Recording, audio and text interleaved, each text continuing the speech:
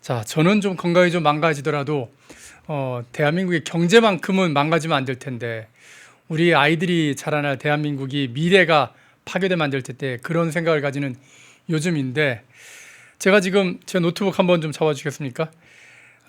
지금 막 나온 건데 지금 원달러 환율이 1,477원을 기록을 하고 있군요. 대한민국의 경제가 정말 휘청휘청 아주 좀 위험한 그런 상황입니다. 자, 대한민국 경제는 과연 괜찮은 것인지 지금부터 문서진 경제평론가와 함께 자세히 분석해 보도록 하겠습니다. 어서 오십시오. 네, 안녕하십니까. 자, 이란이 지금 어떻게 보면은 집중 공격을 당하고 미국과 이스라엘의 공격을 당하고 또 이란은 마치 미치광이 전략이라고 할까요? 네. 주변국을 다 공격을 하는 것뿐만 아니라 호르무즈 해협을 네. 전 세계 에너지 물동량의 거의 절반 이상을 지금 차지하고 있는 이 호르무즈 해협을 봉쇄하겠다 이런 얘기까지 하고 있습니다. 덕분에 지금 유가가 엄청나게 올라가지고요. 지금 보시는 것처럼 우리가 주로 수입하는 두바이유는 이미 종가 기준으로 80달러를 넘어선 상황이고 북해산 브렌트유가 77달러 그리고 서부 텍사스유도 71달러까지 지금 올라가 있고요. 이것만이 아닙니다. 환율도 지금 환율이 아니라 증시도 지금 엄청나게 지금 어떻게 보면 떨어지고 있는 그런 상황인데 우리의 이웃 나라 일본도 니케이 지수가 3%포인트 넘게 3% 넘게 폭락했고 그리고 뭐 중국의 증시, 미국의 뭐 다우지수, 뭐 영국, 독일, 프랑스, 유럽 주가 다 지금 폭락하고 있는 그런 상황입니다. 그런데 진짜 걱정되는 게 오늘 코스피 말입니다. 네. 왜 산이 높으면은 골이 깊다라는 게 이 증권가의 격언이지 않습니까? 네. 그동안 그렇게 많이 올랐던 코스피가 오늘 무려 450포인트가 넘게 빠졌습니다. 맞습니다. 이게 역대 최대로 많이 빠진 거라고요. 네. 일단 지수 기준으로 보면 그렇게 보실 수 있고 종목으로 따지면 이제 삼성전자 같은 경우가 오늘 거의 10% 가까이 하락을 했거든요. 예. 삼성전자가 거의 한 10% 가까이 하락을 한 적이 예전에 이제 그 리만 사태 때, 그다음에 이제 팬데믹 이때를 제외하면 10% 이상 빠진 적이 없었는데, 예. 그리고 중요한 건데 그때 대비해서 지금 시총이 또 엄청나게 크거든요. 예. 그만큼 큰 상태에서 지금 10% 가깝게 하락을 했다라는 건 확실하게 이번에 이제 이란발 쇼크가 시장에 큰 이제 영향을 미쳤다라고 볼 수는 있겠죠. 이것들이 또 중요한 건 저희가 앞전에 계속 말씀드렸던 거 시장이 자꾸만 이런 매매 스타일이 변동성을 키우는 매매로 지금 계속 가고 있다라는 게 오늘 또 한 번 더 좀 알려진 포인트라고 보시면 될 것 같아요. 아니 지금 이게 지금 7.24%라고 하니까 별로 그렇게 느낌이 안 오는데 코스피 시총으로 지금 시총이 워낙에 커졌기 때문에 한 380조 원 정도가 네. 공중분해된 거라고요. 맞습니다. 그러니까 아까도 계속 말씀드린 것처럼 예전의 지수 때랑 지금 지수 때 자체가 다르잖아요. 예. 그러다 보니까 이 7%라는 거 자체가 굉장히 크다라는 거죠. 그러니까 물론 최근 들어서 우리가 워낙 지수가 많이 오르다 보니까 이 7%에 대한 감각이 없으실 수도 있는데요. 사실 만약에 저 7%가 연간 수익률로 나와도 상당히 부진할 연간 정도의 7%면 빠진 것도 괜찮은 겁니다. 예, 그것만 보더라도 지금 흔히 말하는 이거죠. 그러니까 그만큼 충격을 받았을 건데 그 충격을 하루 만에 받았으니까 엄청나게 지금 큰 변동성을 보였다라고 보실 수 있는 거겠죠. 중요한 거는 이게 계속 붕괴할 것이냐. 네, 그렇죠. 바로 이걸 텐데요. 그러니까 지금은 이거는 제가 보기에는 좀 기로에 서 있는 것 같아요. 어쨌든 지금 현재 시장에 이렇게 하락폭을 키웠던 건 결국은 이제 이란발 지정학적인 리스크잖아요. 예, 예. 근데 시장에서는 이걸 뭐 단기전으로 끝날 거라고 생각을 하면 생각보다 그렇게 조정이 깊지 않을 수도 있습니다. 예. 왜냐하면 지금까지 이 증시의 역사를 보면 항상 좀 단기적으로 끝났던 전쟁 이후에는 단기 급락 이후에 급등을 했었거든요. 그러니까 V자 반등을 해주면 다행인데. 그렇죠. 예. 근데 이제 이게 만약에 이란발 이 사태가 장기전으로 가면 그러면 이것도 역사적으로 이런 전쟁 같은 경우가 장기전으로 갔을 때 가까운 내로 로우 전쟁이 있거든요. 로우 전쟁이 장기로 가면서 그때 당시 이제 이 흐름 자체가 1년 정도 고점 대비 한 30% 빠져버렸거든요. 그래서 글로벌 전체 증시가 이제 인플레이션에 대한 우려감이 나오면서 글로벌 전체 증시가 이제 빠지는 것처럼 그러니까 이 전쟁이 장기화가 됐을 때는 우리 시장도 여기서 추가적인 하락이 지금 충분히 가능한 상황이다라고 볼 수 있겠죠. 여러분 다 기억하십니다. 윤석열 정부가 내내 그 3년 남짓한 그 기간 내내 엄청나게 고생했던 이유가 지금 주가가 안 올랐거든요. 주식 투자하는 분들이 그때 3천을 못 넘기고 너무너무 힘들었던 게 그 러우 전쟁 때문입니다. 어떻게 보면 공급망 자체가 지금 붕괴가 되는 그런 상황이 벌어졌기 때문에 우리나라 지구 반대편에서 일어난 전쟁에도 불구하고 대한민국 경제가 정말 휘청을 했던 거예요. 그런데 지금 이란 사태가 지금 또 벌어졌는데 네. 하필이면 지금 또 이렇게 주가가 지금 굉장히 높은 그런 상황이거든요. 근데 제가 좀 신기한 게 말입니다. 네. 아니 외국인들은 어떻게 그 정보를 좀 아는 걸까요? 아니 그러니까 우리 시간으로 이제 주말에 네. 미국과 이스라엘이 이란을 공격하고 바로 직전에 외국인들은 그 전 금요일에 하루 전에 무려 한국 코스피에서 7조 원을 7조 원. 팔았습니다. 네. 7조 오늘- 7천억 정도 팔았죠. 예. 오늘 판 금액이 여러분 보시는 것처럼 오늘 판 게 한 5조 네. 1천억 원 정도쯤 되거든요. 아니 그보다 더 많은 돈을 그 주식을 팔았어요. 네, 이게 이제 어. 그렇게 생각하실 수 있는 게 네. 뉴욕 증시에서도 이게 뭐 폴리마켓이라고 해가지고 예. 비트코인 그러니까 이 암호화폐를 흔히 속된 말로 이제 베팅을 해가지고 예. 어떤 이 이벤트 같은 것들에 대한 부분을 베팅하는 사이트가 있거든요. 예. 그 사이트에서도 사실 이 목요일이죠 그때는 목요일 날 이 하메네이가 암살될 거다. 척살될 거다라는 베팅이 갑자기 급격하게 늘긴 했었어요. 뭐 그때 뭐 피자 지수라도 올라갔나요? 네, 펜타곤 피자 지수라도. 펜타곤 피자 지수도 그때는 100%였습니다. 아 그래요? 예, 그때 100%였습니다. 그래서 어허.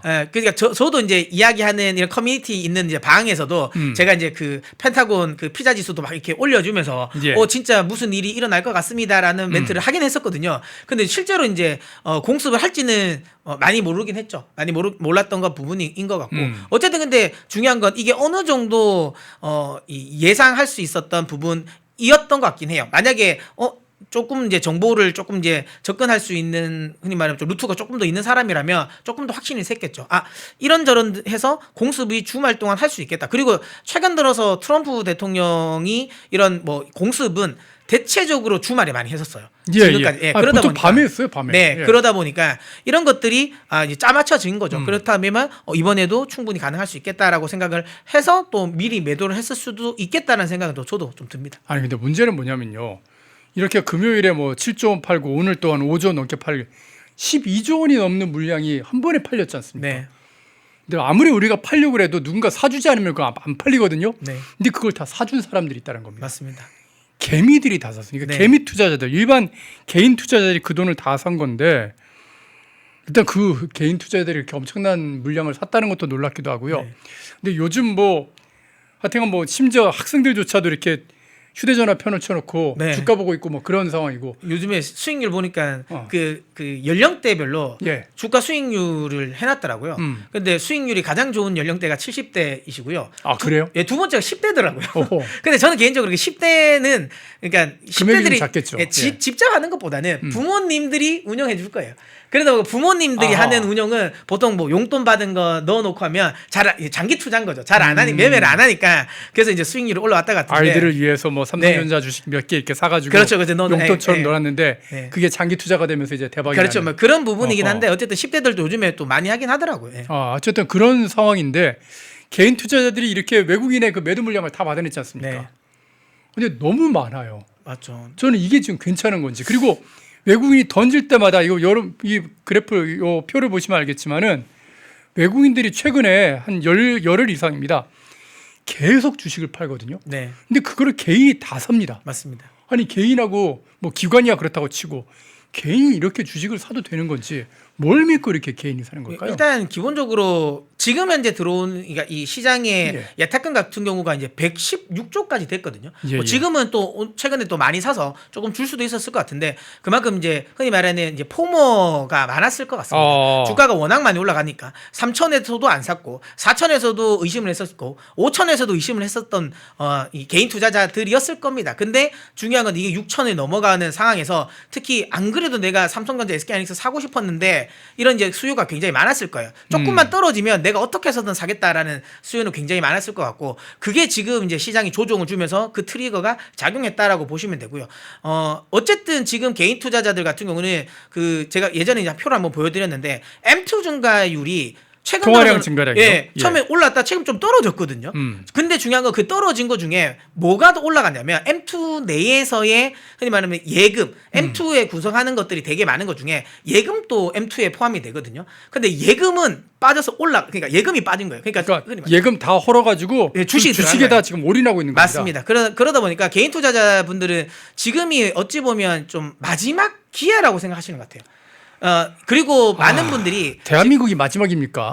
마지막 기회라는 게 있어요, 여기에? 그래서 주식은 사실 그렇게 하면 안 되거든요. 예. 그러니까 내가 지금 이게 너무 높다고 생각하면 한 템포 쉬기도 하고 언젠간 기회는 다시 온다라고 아니, 그러니까요. 봐야 되는데 아니 무슨 주식은 장기 투자가 기본인데 아니 정부가 나서 그 전 국민을 갖다 초단타의 시장으로 좀 끌어들였어요. 지금 그러니까 많은 개인 투자자들이 그런 생각을 하는 것 같아요. 이거는 저뿐만 아니라 많은 분들이 어쨌든 5월까지는 드라이브를 걸 거야. 그러니까 지방선거 전까지 간다 그렇죠. 이겁니다. 그 생각 자체를 많은 개인 투자자들이 하는 것 같아요. 그러다 보니까 그러면 이제 돈 좀 생기면 일단은 그때까지는 운용을 해야 되겠다라는 생각을 하고 있는 거고 그러다 보니까 그 와중에 어쨌든 주가가 조정을 주다 보니까 좀 매수의 기회라고 생각해서 많은 개인 투자자들이 좀 들어오고 있는 게 아닌가라는 생각을 합니다. 예. 참 이재명 정부를 믿는 게 이게 과연 옳은 것인지 저는 좀 걱정이 좀 되긴 하는데 저는 오늘 뉴스가 제가 이제 이 들어오고 나서 나온 뉴스긴 하던데요. 네. 보니까 또 이제 역시나 또 진성준 그 위원이 전 정책이 그 이야기 또 하더라고요. 금투세 이야기 또 하더라고요. 그러니까 지금 현재 이재명 정부 같은 경우는 물론 아니 세금 거둘 생각을 하고 있어요. 맞습니다. 근데 6월이 지나면 금투세 이야기도 할 것 같아요. 왜냐하면 민주당의 지금 현재 정책적 기조는 단 한 번도 금투세를 안 하겠다라고 폐지하겠다라고 한 적은 없어요. 미뤘을 뿐입니다. 그러면서 했던 이야기가 어쨌든 지금 우리나라 시장이 선진화가 되지 않았고 지수대도 굉장히 낮았잖아요. 그렇기 때문에 나중에 거두겠다라고 했는데 지금 만약에 지방선거가 끝나고 나면 결국은 이제 이번에 지방선거 끝나면 2년 동안 선거가 없거든요. 눈치 볼 이유가 없어요. 그리고 중요한 건 이 민주당 입장에서도 지금 이재명 정부 입장에서도 본인들에게는 명분이 있는 거예요. 금투세를 거둘 수 있는. 왜냐하면 우리가 상법 개정해서 이거는 뭐 물론 각자의 생각이 다르겠지만 뭐 시장을 선진화 만들었다. 그리고 뭐 지수도 지금 6천까지 올려놨으니 이제 세금을 걷어야 되겠다라는 지금 포석을 살살 깔고 있는 것 같다라는 생각도 듭니다. 명분도 좋겠네요. 국가의 재정을 갖다가 어떻게 보면 건전하게 만들기 위해서 그렇죠. 세금을 좀 거둘 수 있겠다. 네. 거기다 또 어떻게 보면 국가에서 불로소득에 대한 세금은 거둘 수 있는 거 아니냐. 뭐 이런 명분들 막 갖다 대겠죠. 그렇죠. 그러니까 만약에 이제 주식 투자에 그러니까 이번 정부의 정책적인 드라이브를 믿고 주식을 만약에 투자하시는 분들 같은 경우는 계속 이제 이 긍정적인 부분만 보시면 안 돼요. 분명히 그 이면에는 최종적으로 금투세 이야기가 나올 거고요. 금투세가 시행된다라는 이야기가 나오는 순간부터 지금 저렇게 막대하게 개인 투자자들이 그러니까 주식 시장을 이제 살려고 하는 이 자금들은 이제 썰물처럼 빠져나갈 수밖에 없어요. 왜냐하면 똑같이 세금을 낼 것 같으면 우리 시장보다는 차익 실현하겠죠. 네, 훨씬 차라리 미국 시장이 나은 거고 또 하나는 지수 자체도 지금 너무 많이 올라와 있어요. 그럴 것 같으면 차라리 어차피 뭐 세금 똑같이 낼 것 같으면 차라리 지금 오히려 좀 바닥이라고 생각하는 미국 주식 미래가 보이는 미국 그렇죠. 주식 사고 더 발전할 가능성이 있는 게 아직 한국은 삼성전자하고 SK SK 하이닉스 두 개밖에 네. 없는데 네. 이걸 지금 베팅을 하겠습니까? 네, 그러다 보니까 이런 것들에 대해서는 이제 저는 개인적으로 지금의 조정을 매수하고 있는 개인 투자자들의 매매가 전 잘못됐다고 생각하지는 않습니다. 저는 개인적인 생각에는 이란전이 단기전으로 끝난다면 다시 시장은 V자 반등을 할 거라고 생각이 들고 근데 아직까지는 삼성전자, SK하이닉스의 실적에 대한 노이즈가 없고 그다음에 지금 정책적인 드라이브가 아직까지는 걸린다라는 점을 생각한다면 뭐 지금 현재 저렇게 강하게 매수를 하는 개인들에게 대해서는 이게 잘못된 매매다라고 말은 못 해드리겠지만 중요한 거 그렇게 매매를 하더라도 계속 말씀드리는 거 지금 현재의 코스피 시장의 상승세가 영원할 거라고 생각하면 안 돼요. 미국 시장처럼 추세적인 반등을 할 수 있을 거라고 생각하면 안 된다는 거죠. 항상 지금 현재 변동성을 많이 키울 수 있고 특히 이제 정책적인 드라이브가 마무리될 수 있는 6월 이후부터 5월 이후부터 그 다음에 삼성전자의 실적이 피크아웃 때는 이 시점부터는 분명히 시장을 급락할 수 있다라는 걸 생각해두면서 매매를 하셔야 된다라는 걸 제가 좀 강조드리고 싶습니다. 예, 그러니까 급격한 변동성 으로부터 진짜 이제 국민들을 보호해야 되는 게 정부의 역할인데요. 일단 정부에서는 100조 정도의 지금 뭐 자금을 마련해 놨다 그러더라고요. 그래서 이란 사태가 어떻게 터지냐에 따라서 금융시장이 출렁이면은 그 자금을 투입하겠다 그러는데 네. 아니 도대체 그 100조는 어디서 나는 거예요? 저게 이제 저희 그 여의도에서 흔히 말하는 저 정책 이제 안정자금, 시장 안정자금은 흔히 저희는 유니콘이라고 합니다. 전설 속의 동물. 이름은 나와봤지만 한 번도 누구도 본 적이 없는. 그러니까 왜냐하면 시장 안정화 조치, 시장 안정화 자금을 넣는다고 했는데 한 번도 한 적이 없어요. 실제로 본 적이 없어요. 그러니까 저 100조라는 건 뻥카예요? 뻥카라고 저는 봅니다. 왜냐하면 저게 어떤 식으로 100조를 그러면 마련할 거냐라는 건데 그 재원 마련의 방법도 없잖아요. 만약에 저렇게 되면 뭐 그냥 흔히 말하는 그러면 또 국민연금 그럼 깨서 넣겠다는 겁니까? 뭐 추가 경전 예산 편성하느라고 뭐 국채라도 발행할 거예요? 아니 그러니까 방법은 아니에요. 없어요. 예. 그러니까 말 그대로 아까 말씀드린 그냥 유니콘. 그냥 한 번도 지금 제대로 된 시행한 적은 없어요. 근데 말은 저렇게 하는 거죠. 저게 이제 흔히 말하는 구두 개입이라고 지금 현재 정부는 생각을 하는 것 같아요. 근데 뭐 저것도 한 번 해야지 먹히는 거지. 실체를 한 번도 보여준 적이 없는데 뭐 저걸 가지고 또 계속 이야기한다고 해가지고 저게 먹힐까라는 거죠. 다만 그럼에도 불구하고 정부가 저 이야기를 왜 할까요?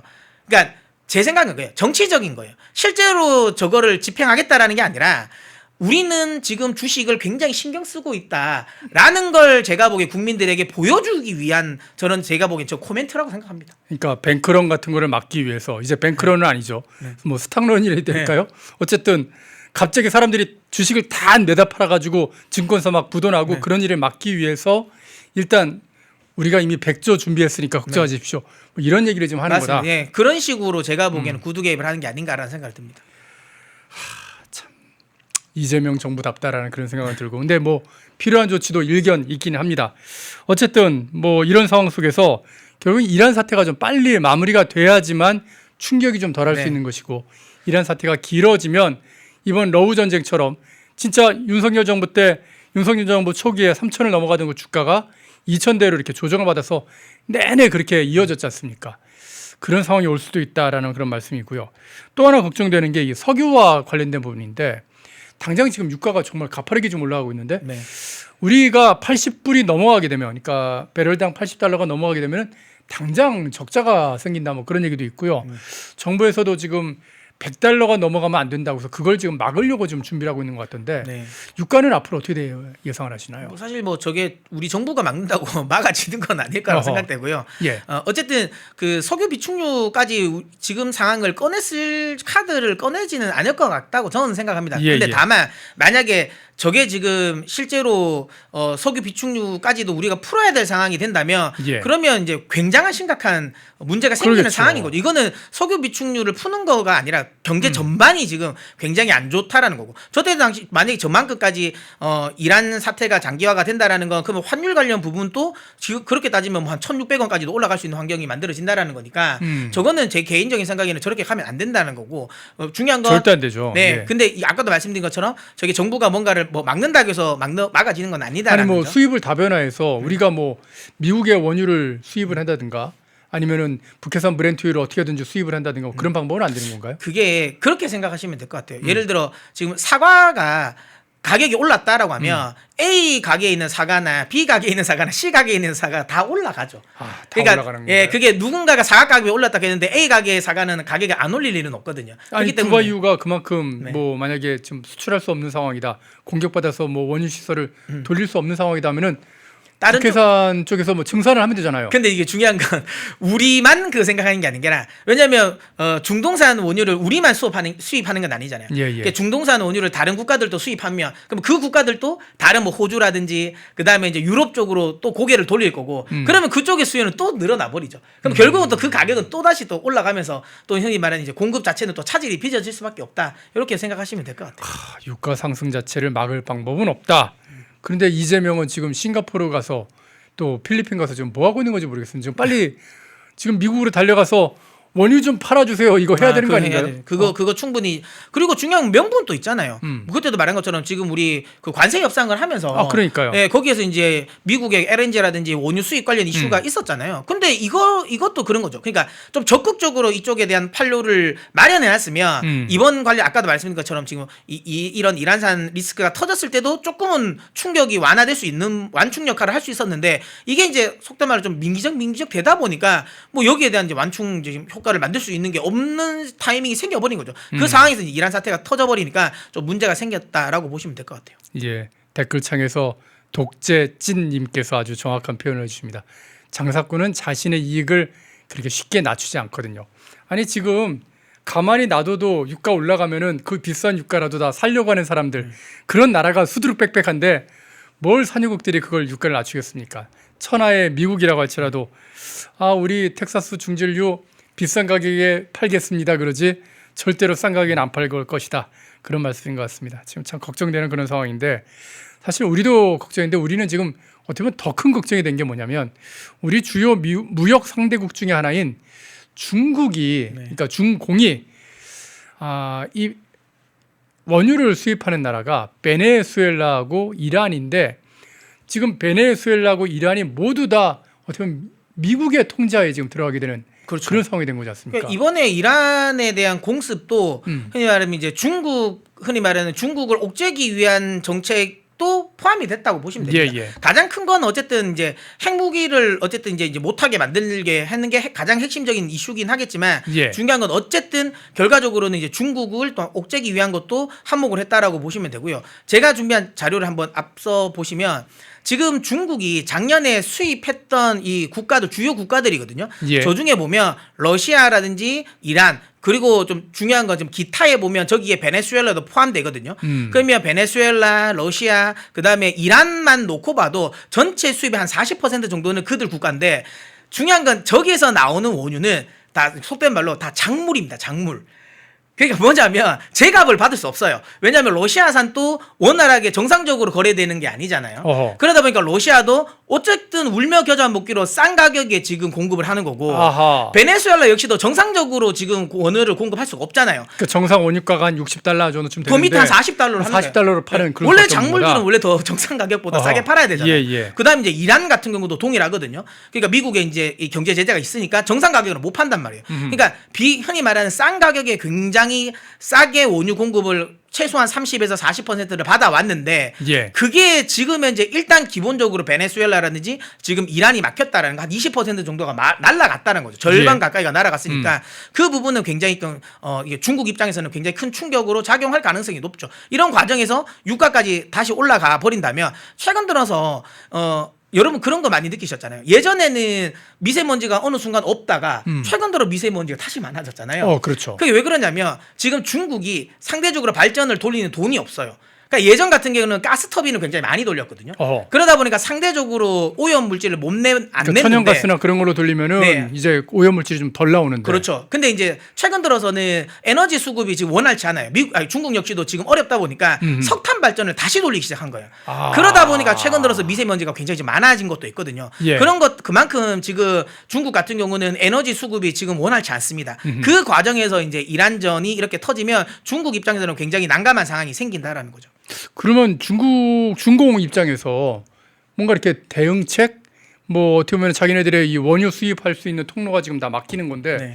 뭐 대응책 같은 걸 생각할 수도 있을 것 같은데 뭐가 있을까요? 뭐 지금 오늘 안 그래도 뉴스 속보로 보니까 뭐 중국이 그러니까 뭐 모든 흔히 말하는 이 방법을 사용해서 원유 확보를 하라고 일단 중국 정부가 일단은 이야기를 내려놓긴 했더라고요. 예. 뭐 근데 여기서 뭐 지금 현재 중국 정부에서 뭔가를 더 뽑아 먹을 수 있는 게 뭐 있을까 하면 결국은 중국도 이번에 아시는 것처럼 이제 다음 달 이제 그 미중 정상회담 있잖아요. 예. 그러니까 미중 정상회담에서 결국은 미국산 원유를 더 많이 수입한다라는 이야기가 나올 것 같아요. 아하. 그러니까 트럼프 대통령 입장에서는 그것까지도 포석을 둔 것 같아요. 그러니까 결국은 이제 그러니까 중국 관련 부분을 다 이제 에너지를 막고 나서 중국의 에너지 패권을 본인들이 그러니까 우리가 통제하겠다라는 거죠. 그러면 지금 상황에서는 어쨌든 이 미국과의 협상에서 지금 경제 협상을 하려고 하잖아요. 아무래도 그럼 그 과정에서 중국 입장에서는 그러면 우리 미국산 원유 좀 많이 수출해줘. 이래저래 미국이 요 이야기를 승리하는구나. 완전히 지금 싸움에서 미국이 승리하는 그런 분위기가 읽히는 것 같은데 지금 잠깐 제 노트북 화면 좀 잡아주시겠습니까? 그 사이에 환율이 또 올랐네요. 네. 이제 1,480원 좀 뚫을 기세인데 1,480원 뚫어서 1,500원까지 가면 이것도 우리 경제에 엄청난 충격을 주는 거 아닙니까? 유가가 상승하는 과정에서 그러니까 제가 예전에 그러니까 이 원 달러 환율이 1,500원 갈 것 같습니다. 예. 그나마 아까 말씀 다행인 건 최근에 그때 당시는 유가라도 많이 안 올랐거든요. 예. 유가가 안 오른 상황인데 지금 이제 유가도 같이 올라요. 예. 이게 최악인 거예요. 그러니까 환율도 오르고 유가도 올라가 버리는 상황이니까 이거는 수입 물가가 너무 더블로 올라가는 거거든요. 그러겠네요. 엎친 데 덮친 격이라는 게 딱 이제 그러니까, 이 표현이네요. 맞죠. 그러니까 지금 작년 연말보다 지금은 어찌 보면 환경이 더 안 좋아지는 환경이 지금 마련된다라고 보셔야 되겠죠. 예. 그래서일까요? 이렇게 어떤 경제가 안 좋아서일까? 요즘 말입니다, 여러분. 고소득층일수록 오히려 지갑을 닫는다. 이게 어디서 나온 통계냐면, 그러니까 우리의 지금 통계처, 그러니까 국가 데이터처입니다. 여기서 조사를 했는데 고소득층의 평균 소비 성향을 조사를 해보니까 4년 만에 지금 최저치를 기록하고 있다고 합니다. 원래 고소득층이 좀 돈을 좀 써줘야지 그 돈이 마중물이 되면서 이렇게 경제가 돌아가는 건데 지금 고소득층마저 지갑을 닫고 있다는 거지 않습니까? 네. 이건 정말 심각한 거 아닌가요? 이거는 제가 뭐 이렇게 강연회 같은 데 나올 때 제가 그 강연에 참석하셨던 분들에게 제가 요즘에 많이 말씀을 드린 게 그거거든요. 예. 그러니까 지금 돈 아껴라. 그게 왜냐하면 우리나라가 흔히 말하는 2030년 됐을 때 우리가 흔히 말하는 윤택한 흔히 말하는 나라가 될 거냐. 최근에 지금 우리나라 경제 정책을 보면 주가는 올라가지만 예. 실질적으로 경제 자체는 별로 안 좋고 그다음에 지금은 어쨌든 삼성이라든지 뭐 현대라든지 이쪽이 우리나라에 투자하는 것 같지만 예. 결국은 지금 관련 이제 주요 이 대기업들이 주요 일자리들을 다 지금 해외로 다 보내고 있다. 그렇죠. 그러면 그 이후에 우리나라 삶이 뭐가 나아질까? 그러면 지금이 마지막 기회라고 저는 많이 강조를 드리거든요. 그러니까 지금 내가 만약에 차를 바꾸고 싶으면 그 차 바꾸지 말고 그냥 그 돈으로 투자해라. 계속 저는 그 이야기를 하거든요. 그러니까 이거는 부자분들은 고소득자분들은 그걸 체감하는 것 같아요. 그러니까 지금 향후 우리나라가 살림이 좋아질 거라고 생각을 한다면 돈을 쓸 수도 있죠. 근데 지금 그들이 생각하기에 특히 이제 고소득자들이 아무래도 돈의 흐름에 조금 더 민감하지 않겠습니까? 그러다 보니까 그들 생각은 향후 흔히 말하는 이제 미래가 그렇게까지 밝지 않다고 생각하다 보니까 돈을 벌면 더 남는 걸 소비로 하는 것보다는 중요한 건 이제 투자 쪽으로 많이 지금 돌리고 있다라고 보시면 됩니다. 그러다 보니까 소비를 좀 고소득자가 오히려 더 소비가 줄어든다. 오히려 근데 이제 저소득자들이 오히려 지출을 더 많이 하시더라고요. 그러니까 요즘 모든 물가가 다 올라가니까 저소득층에서 지금 보시는 것처럼 이게 이제 100분위 도표거든요. 1분위부터 이제 5분위까지 제일 이제 소득이 낮은 이제 1분위 같은 경우가 오히려 더 적자를 낼 수밖에 없는 그렇죠. 그런 상황이 만들어지고 있더라고요. 맞죠. 물가 자체가 워낙 많이 올라가는 예, 것도 예. 있고 또 하나는 이제 저소득층 같은 경우는 지금 이제 부동산이나 이런 것들 보면 아니 내가 지금 이 상황에서 돈을 모아서 저렇게 살 수 없는 박탈감이 있잖아요. 예. 그럴 것 같으면 지금 현생이라도 난 즐거워야 되겠다. 내가 소비를 왜 내가 뭐 흔히 말하는 내가 5,000원 10,000원 모아가지고 내가 뭔 미래를 나 어차피 나 못 사. 그래서 그냥 지금 현재를 현생을 즐긴다 이런 마인드도 꽤 강하게 지금 작용하고 있는 것 같아요. 이건 최악인데. 네. 과거에 이제 경제 위기가 올 때 아니면 또 뭐 대공황이라고 하는 거 있지 않습니까? 그때의 경제 분위기, 그때의 경제 지표들 그리고 지금의 경제 상황이나 지표들 비교해 보면은 비슷한 점이 있나요? 저는 제가 2030년 관련 부분을 굉장히 좀 걱정하는 부분이 그러니까 예전에 그러니까 증기 기간이 발명되고 났을 때 그다음에 한번 엄청나게 경제적으로 드라이브를 걸렸다가 예. 글로벌 대공황이 와버렸잖아요. 그렇죠. 그리고 나서 이제 전기가 또 그러니까 발명되고 나서 그다음에 또 한번 대규모로 경제 회복을 했다가 그다음에 또 대공황이 왔던. 근데 이 부분이 너무 그때 당시의 경제 상황과 그러니까 1차 대공황, 2차 대공황 비슷했는데 지금 나오고 있는 AI 발 대공황도 비슷할 것 같아요. 그러니까 실질적인 개인들의 소득은 늘어나지 않아요. 그때 당시도 일부 자본가라든지 일부 도심 노동자들의 소득만 올랐어요. 그렇죠. 나머지 흔히 말하는 농사라든지 아니면 지방에 있는 분들은 소득이 안 올랐거든요. 그러니까 지금이 동일해요. 그러니까 고소득자 그다음에 특수 계층에서의 수익은 올라가는데 전체적으로 뭐 흔히 말하는 경기가 아주 그러니까 전반적으로 굉장히 좋았다거나 이런 흐름은 아니라는 거예요. 근데 지금이 이 흐름이 글로벌적으로도 너무 비슷하고요. 그러면 결국은 AI가 최종적으로 흔히 말하는 에이전트 AI가 우리가 생각하는 최종 발전 단계로 오면 그때 되면 이제 흔히 말하는 이제 AI 발 공급 과잉이 나오면서 결국 또 한 번 글로벌 대공황이 나오지 않을까라는 생각은 좀 그 걱정은 저도 좀 들고는 있습니다. 근데 그쪽으로 가는 경제 지표들과 굉장히 좀 비슷하게 흘러가고 있다라는 거죠. 그러면 마지막 질문. 우리 시청자들은 지금 뭘 해야 되는 겁니까? 우리 국민들 지금 정부가 시키는 대로 정부가 자 주식 사세요 빚내서 사세요 해갖고 그냥 착한 국민들이 거기 따라가고 막 그랬는데 네. 이걸 어떻게 좀 대비하고 어떻게 앞으로 벌어질 일을 그래도 조금이라도 좀 덜 피해 볼까 그런 생각을 좀 해야 될 텐데 어떻게 조언해 주시겠습니까? 저는 제가 이제 그 이재명 정부가 들어섰을 때 그 시기에 제가 이제 한결같이 이야기했던 게 있거든요. 이재명 정부가 만약에 이 정부가 들어서게 된다면 돌멩이라도 사셔라. 무조건 부동산이든 주식이든 엄청나게 올라갈 현물을 거다. 사라. 예, 예. 그 이야기를 했거든요. 근데 지금 시점에서 내가 아무것도 안 하고 있는 상태에서 이제 지금 부동산도 그다음에 주식도 지금은 들어오시기는 좀 부담스럽게 할 것 같아요. 근데 그러면 이제 제가 생각하는 건 만약에 내가 그랬다면 분명히 기회는 한 번은 더 올 것 같습니다. 분명히 한번 이번에 급등 이후에 급락이 한 번은 나올 것 같은데 예. 그때까지를 좀 기다리셨으면 좋겠어요. 그래서 중요한 건 그래도 소비는 줄이시고 기본적인 흔히 말하는 이 시드 머니를 지금 좀 모아 두셨으면 좋겠어요. 분명히 그리고 중요한 건 투자라는 게 우리나라만 할 수 있는 건 아니거든요. 우리나라 주식만 살 수 있는 게 아니고요. 미국 주식도 충분히 살 수 있습니다. 그러니까 시선에 흔히 말하는 투자의 시선을 조금 더 넓혀 보셔도 되지 않나. 그리고 지금 현재 미국 같은 경우는 AI 발전의 가장 핵심적인 국가예요. 그리고 지금 트럼프 정부의 정책 자체가 지금 그러니까 어쨌든 경기를 살려 나가면서 정책적인 드라이브를 걸기 때문에 오히려 내가 만약에 지금 현재 뭐 흔히 말하는 뭐 현금을 많이 마련하고 있다면 저는 오히려 지금 구간에서는 미국 주식 쪽에 좀 관심을 가지시는 것도 전 나쁘지 않다라고 생각이 듭니다. 조금 좀 쉽게 제가 제 수준에서 정리를 해드린다면 지금 이미 주가는 오를 만큼 올랐기 때문에 추격 매수하는 거는 아무리 포모라고 그래도 지금 좀 위험하니까 시야를 좀 넓게 해서 국장 말고 국내 증시 말고 해외 주식이나 다른 투자처 아니면 지금은 일단은 시드머니를 위해서 조금 좀 돈을 좀 막 낭비하시는 부분들이 있으면 좀 소비되는 부분을 좀 줄이고 어떻게 보면 차곡차곡 그 시드머니를 모으는 단계에 집중해라. 그런 뜻으로 네, 이해하면 맞습니다. 되겠죠? 네, 맞습니다. 예, 알겠습니다. 아, 예. 용기님께서 또 후원해 주셨는데 감사의 말씀드리겠습니다. 야, 참 대한민국이 경제가 이렇게 위태위태한데 어떻게 온 전 국민들을 갖다가 이렇게 롤러코스터처럼 요동치는 이런 증시판으로 지금 끌어들였습니다. 자, 이 가운데 살아남으려면요, 여러분 정신 바짝 차리시고 경제 정보 또 팬앤이 열심히 취재해서 전해드리고 있는 각종 국제 뉴스들 열심히 봐주시기를 부탁을 좀 드리겠습니다. 자, 지금까지 경제 관련 뉴스들 문서진 경제평론가와 살펴봤습니다. 오늘도 말씀 잘 들었습니다. 네. 펜앤마이크에서 추천하는 영상도 보고 가세요. 다른 영상도 즐기시려면 구독 버튼을 꼭 눌러주세요.